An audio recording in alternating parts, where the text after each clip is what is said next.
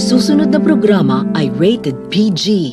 Ito ay nangangailangan ng patnubay at gabay ng magulang para sa mga batang manonood. A ghost story. I am very cynical person. When I love hearing about ghost stories, hauntings and all the stops, I pretty much think that it is a load of crap. Entertaining but crap, or at least I did before. I haven't told this story yet because it just seems so far-fetched, but I think you know that I don't really bullshit around by now. So here we are. Jeff and I bought our first house in a tree-lined neighborhood of Washington, D.C. It was a Tudor that we purchased from children of the original owners. They were brother and sister in the late 70s who were born and raised in the house and had never left. That should have been the first clue. They were more than a little bizarre, but those house was beautiful and they seemed harmless under the hideous wallpaper and ratty carpets. It had character and beauty we were searching for with a price tag we could kind of afford. The sale went through and we moved into the new place. Other than a completely unsettled dog, things were fine until a few weeks later when the walls began to bleed. Say what? Unacceptably, the walls would constantly drip this clear amber liquid all around the second floor ceiling. We'd had roofers and plumbers and electricians and every other houses specialist I could think over to the house. Each and every one of them had never seen something like it before. The last guy's response was, "Mom, that's freaky." Sure, it was a nuisance, but nothing to be afraid of. There had to be some explanation or not. The house was equipped with an alarm system.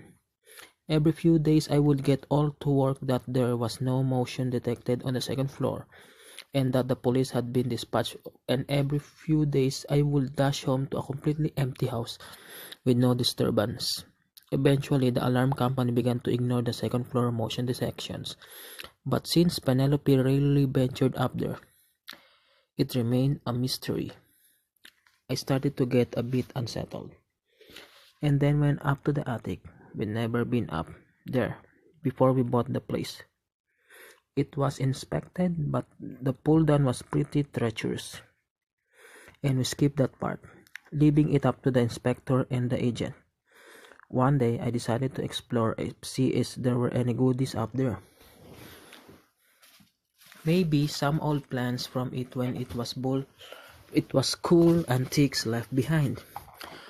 What I found instead was an altar complete with countless crucifixes and other religious relics. I entered completely flip-out mode. This house was wrong.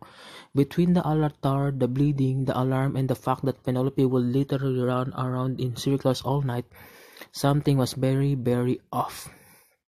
I wanted out. A few days later, we found out we were pregnant, and it made sense to consider a move out to the burbs and leave the city behind. We sold the house in a few days.